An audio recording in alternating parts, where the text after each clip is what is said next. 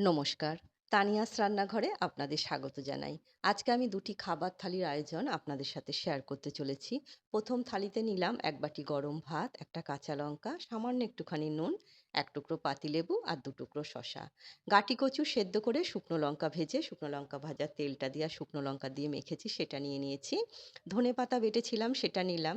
ডালের সাথে খাওয়ার জন্য নিলাম পটল ভাজা। করেছিলাম লাউ ঘন্ট, আদা জিরে বাটা দিয়েছি, নুন হলুদ মিষ্টি তো আছেই। যেহেতু বড়ি দিইনি তাই একটু ধনেপাতা দিয়েছি, নামানোর আগে একটু ঘি গরম মসলা দিয়েছিলাম। আর করেছিলাম মুগ ডাল আর মুসুরির ডাল একসাথে করে রাঁধুনি আর কাঁচা লঙ্কা ফোড়নে দিয়ে ডালটা করেছি, সেটা নিয়ে নিলাম। আর করেছিলাম মেথি কাতলা, কাতলা মাছ পরিষ্কার করে ধুয়ে ভেজে নিয়েছি। এবার ওই তেলের মধ্যেই মেথি আর কাঁচা লঙ্কা ফোড়নে দিয়েছিলাম। খেয়াল রাখতে হবে মেথিটা যাতে পুড়ে না যায়। এবার পরিমাণ মতো জল দিয়ে নুন, হলুদ দিয়ে মাছটা দিয়ে রান্নাটা করে নিয়েছি। নামানোর আগে একটু ধনেপাতা দিয়েছিলাম। খেতে কিন্তু বেশ ভালো লাগে এই মেথি কাতলা। আর ১ গ্লাস জল তো আছেই। ১ম খাবার থালির আয়োজন আপনাদের কেমন লাগলো? ছোট্ট একটা কমেন্ট করে অবশ্যই জানাবেন। ২য় খাবার থালিতে ১ বাটি গরম ভাত, লঙ্কা, লেবু, নুন, শসা সবই আছে।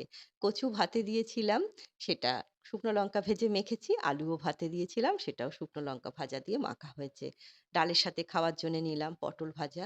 করেছিলাম মুসুরির ডাল, রাঁধুনি আর কাঁচা লঙ্কা ফোড়নে দিয়েছি। নামানোর আগে একটু ধনেপাতা দিয়েছিলাম। ডালটা নিয়ে নিয়েছি। আর আজকে করেছিলাম হাঁসের ডিমের ডালনা। আদা, পেঁয়াজ, রসুন, গোটা ধনে, জিরে সমস্ত একসাথে পেস্ট করেই হাঁসের ডিমের ডালনাটা করেছি।